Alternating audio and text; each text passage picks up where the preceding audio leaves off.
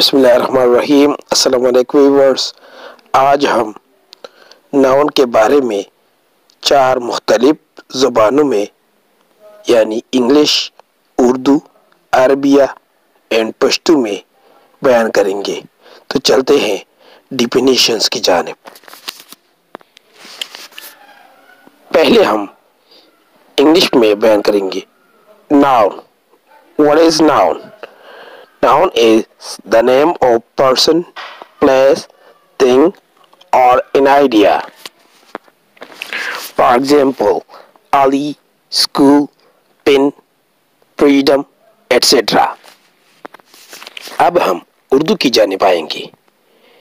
Noun کو اردو میں اسم کہتے ہیں، یعنی اس کو نام کہتے ہیں۔ اسم کسی شخص، جگہ، چیز یا خیال کے نام کو کہتے ہیں یا خیال کا نام ہے۔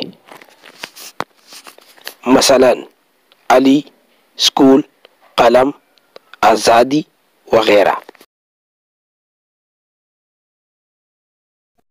اب ہم اسے عربی میں پڑھیں گے۔ الاسم هو اسم الشخص أو المكان أو الشيء أو الفكرة. على سبيل المثال علي، المدرسة، القلم، الحرية، إلخ.